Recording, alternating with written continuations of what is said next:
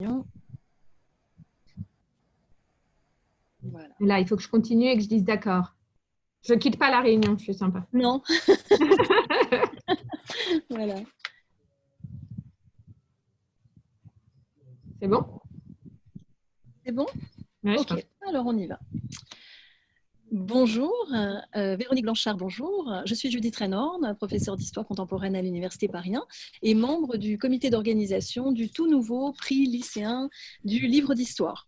Et donc, nous organisons des interviews destinées à présenter les auteurs et leurs ouvrages à destination des élèves qui vont donc être amenés à lire ces 5 ouvrages et à se déterminer sur un choix. Et donc, vous êtes l'auteur de l'un des 5 livres qui est en lice pour ce prix.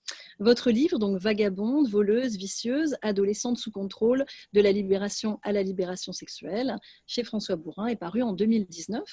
Et je vais donc vous poser un certain nombre de questions à propos de ce livre, après vous avoir évidemment félicité de faire partie de ces 5 ouvrages en lice. Alors la première question que je vous propose, tout simplement, c'est d'où vous est venue l'idée d'écrire cet ouvrage? Comment un sujet comme celui-ci germe-t-il dans la tête d'une historienne? Toujours difficile de répondre à cette question. Il y a sûrement plein de raisons pour lesquelles j'ai travaillé sur ce sujet. La première, peut-être parce que je rêve d'être une mauvaise fille. Et du coup, je me suis intéressée à elle. Peut-être plus sérieusement aussi, quand on travaille en histoire, on cherche des sujets qui ont peu été étudiés. Et finalement, on a beaucoup travaillé sur la délinquance des garçons, la déviance des garçons, et très peu sur les filles. Donc, ça m'a semblé particulièrement intéressant d'aller voir pourquoi on avait si peu travaillé sur le sujet et comment on pouvait travailler sur cette question de la délinquance et de la déviance des adolescentes dans les années 50 en France. Et puis, je pense que j'ai un intérêt particulier aussi autour de l'adolescence. J'ai été longtemps éducatrice. Je suis très touchée par les adolescents et les adolescentes. Et j'avais très envie de pouvoir essayer de réfléchir en termes d'histoire sur d'où on venait, la manière dont on s'était intéressé aux filles, au corps des filles, à la rééducation des filles, à la différence qu'il pouvait y avoir avec les garçons. Et c'est aussi ça qui m'a amenée à essayer de voir s'il y avait des archives qui pouvaient nous aider à réfléchir à ce sujet. Et j'ai eu la chance de tomber sur des archives absolument magiques, magnifiques, extraordinaires. Et voilà, ça m'a entraînée, ça m'a permis de faire cette recherche, puis ce livre. Alors, puisque vous évoquez les archives, précisément, elles font l'objet, merci pour la transition habile, elles font l'objet de ma deuxième question. Quelles sont les sources que vous avez utilisées pour ce travail, pour cette enquête, puisqu'il s'agit véritablement d'une enquête historique? Est-ce que vous pouvez nous les décrire un petit peu, et est-ce qu'il y a certaines d'entre elles, certaines sources qui vous ont particulièrement intéressé, frappé, ému, et dont vous aimeriez nous parler aujourd'hui? Oui, alors les archives principalement sur lesquelles j'ai travaillé, ce sont des archives judiciaires, des archives des tribunaux pour enfants et d'institutions judiciaires. A priori, comme ça semble un peu rébarbatif, la justice, les dossiers des juges, les ordonnances, les PV, etc. Mais en fait, c'est exactement l'inverse. Ce sont des archives extraordinairement vivantes, extraordinairement variées, très très riches, dans lesquels on trouve bien sûr des éléments sur l'organisation de la justice des enfants, mais aussi beaucoup de choses sur une parole directe du jeune justiciable, c'est-à-dire on entend parler les jeunes gens qui passent dans les cabinets des juges des enfants, qui sont dans les institutions, qui écrivent, à qui on écrit, et tout ça est compilé dans un dossier qui est parfois épais comme ça, et avec un nombre de documents très variés et surtout cette épaisseur humaine, puisqu'on plonge dans l'histoire de gamins, de gamines, et parfois on peut les suivre pendant 3, 4, 5, 6 ans, donc de leur 12 ans à leur 20 ans. Vous imaginez, c'est vraiment comme ça des trajectoires de vie qui s'ouvrent à nous en feuilletant ces dossiers. C'est absolument magique. Parfois, il y a des petites photos matons. Donc, j'avais le sentiment de presque les connaître, les jeunes filles pour lesquelles je cherchais à comprendre ce qui s'était passé dans leur trajectoire. Voilà, donc des archives extraordinaires, beaucoup travaillé par les historiens, avec toujours cette impression que je pouvais les entendre et que du coup, je pouvais aussi retranscrire ce que cette jeunesse avait à nous dire de leur époque et de leur vécu. Voilà, c'est-à-dire qu'au livre, à la fois, il présente en effet des tableaux, un tableau, disons, de ces adolescents et en même temps, il les fait parler. On entend leur voix, ce qui est évidemment quelque chose de tout à fait formidable dans le livre et qui donne ces deux visions, une vision très plurielle en fait de ce que sont ces adolescentes. D'accord. Et alors précisément, est-ce qu'il y a une source ou deux, un type d'archive que vous aimeriez évoquer et qui vous a semblé particulièrement original ou qui vous a particulièrement frappé?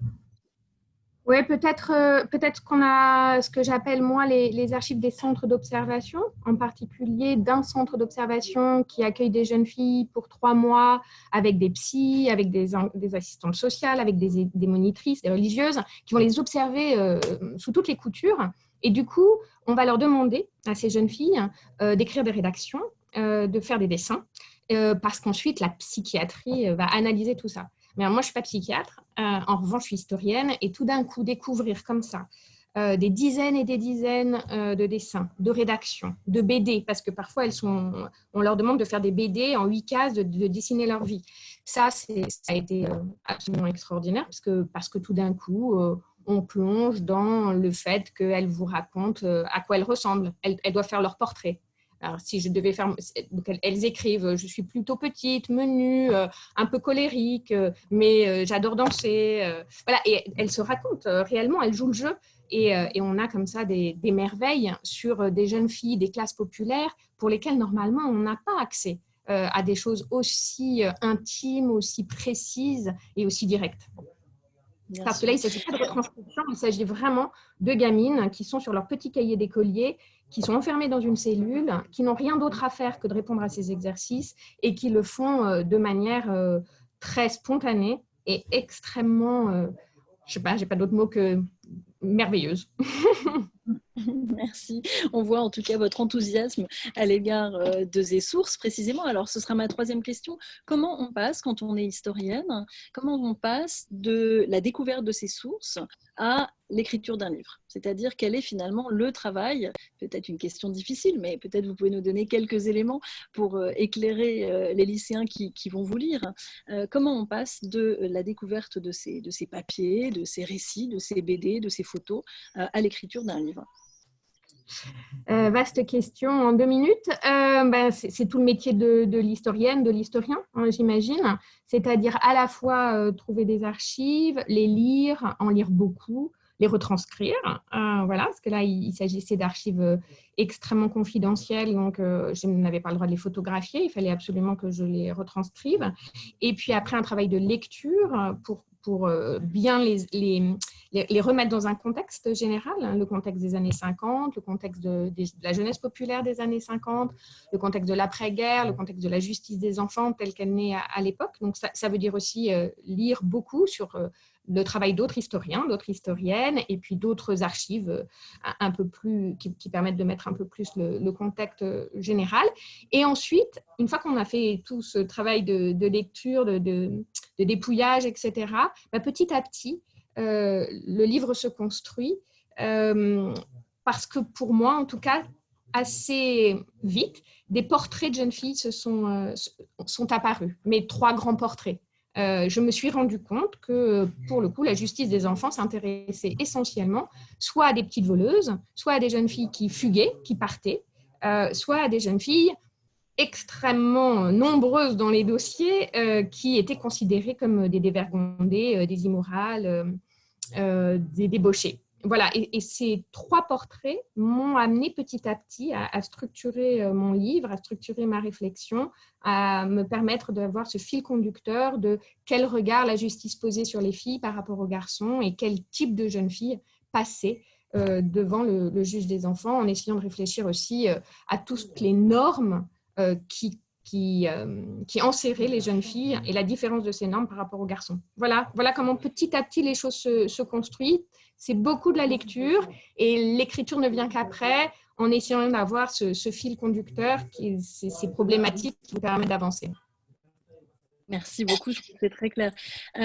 Alors, quatrième question, que pensez-vous que votre livre apporte de neuf à une historiographie qui est à la fois pléthorique, hein, l'histoire de l'enfance et de l'adolescence déviante et marginale, et en même temps, votre livre arrive là et apporte quelque chose de neuf, donc quelque chose de nouveau. J'aimerais bien que vous nous disiez, il s'agit moins là de réfléchir dans des termes, je dirais, de cumul historiographique, d'essayer de montrer à des jeunes, donc à des lycéens, pourquoi on écrit un livre de plus, en quelque sorte, hein, et ce qu'apporte ce livre de plus, et en quoi il est original, et en quoi un éditeur a décidé de l'éditer. C'est donc bien que, et quelqu'un a décidé de l'écrire d'abord, c'est donc bien qu'il y avait évidemment un intérêt à cela. Et donc, à votre avis, qu'est-ce que votre livre apporte de neuf? Est-ce que c'est précisément sur ce que vous l'avez déjà un peu évoqué, c'est-à-dire le fait qu'on s'occupe des filles ici, alors qu'on a beaucoup écrit sur les garçons. Est-ce que c'est sur ce regard que vous avez aussi déjà un petit peu évoqué, de ce regard social, sur la volonté de contrôle et la crainte aussi du caractère, notamment de la sexualité des jeunes filles, qui est quelque chose qui est au cœur de votre livre, évidemment. Voilà, donc qu'est-ce que vous diriez qu'il y a de nouveau dans votre livre qu'il n'y avait pas dans les livres précédents? C'est une question difficile, hein, et puis c'est une question qui, voilà, on a toujours bien sûr envie, quand on écrit un livre, quand on écrit une recherche, d'apporter quelque chose, sinon à quoi bon? Mais il y a déjà notre regard, hein, qui est nouveau, c'est-à-dire sur n'importe quelle archive. Beaucoup d'historiens ont montré, par exemple comme Philippe Artière, qu'on pouvait écrire, hein, à plusieurs historiens, historiennes, et montrer des choses différentes avec le même corps d'archives. Donc voilà, c'est aussi apporter une nouvelle pierre à l'édifice. Moi, j'ai eu la chance, effectivement, de tomber à la fois sur un sujet déjà bien labouré, si j'ose dire, par les historiens, c'est-à-dire sur la justice des enfants, sur la jeunesse populaire, et en même temps, très, très peu travaillé encore du côté des filles. On est très, très peu. Hein, on est vraiment 2-3 à avoir décidé de réfléchir à cette question du genre. C'est un mot assez utilisé maintenant pour que je le dise, même à des lycéens. Donc, essayer de percevoir la différence de perception qu'il y a entre les filles et les garçons. On est très peu à l'avoir fait. Donc, c'est ça aussi un de mes apports, c'est que je suis une des premières à avoir travaillé sur ce corpus d'archives pour essayer de montrer que le traitement des filles en matière de justice était différent du traitement des garçons. Et puis l'autre chose peut-être que je ne percevais moins au début du travail, et c'est aussi la magie de la recherche dont je me suis rendu compte au fur et à mesure, c'était que finalement je faisais aussi un travail sur la place des jeunes filles, la place faite aux jeunes filles, le regard posé sur les jeunes filles dans la société des années 50. Et finalement, il y a peu de choses sur ça, surtout, comme j'ai insisté tout à l'heure, surtout en matière de classe populaire, en matière d'une partie très particulière de la société parisienne, on va dire, des années 50. Et c'était une façon pour moi de montrer que la libération sexuelle des années 70, elle avait une histoire et elle devait continuer. Et bon, ce que je ne pouvais pas savoir, parce que j'ai commencé ces recherches il y a assez longtemps, je suis une étudiante un peu atypique, hein, parce que j'ai fait une thèse assez tardive, ce que je ne pouvais pas savoir en commençant, c'est qu'il y aurait MeToo, et qu'il y aurait toutes les dénonciations autour des violences sexuelles et de la place très complexe des violences sexuelles dans l'histoire. Et du coup, mon livre résonne très fort par rapport à ces événements autour de MeToo et des dénonciations des violences faites aux femmes. Et ça a eu un impact encore plus fort parce que là, je viens donner des éléments historiques pour essayer de comprendre ce qui se joue aujourd'hui et maintenant. Bien Voilà, sûr. je crois que voilà la question.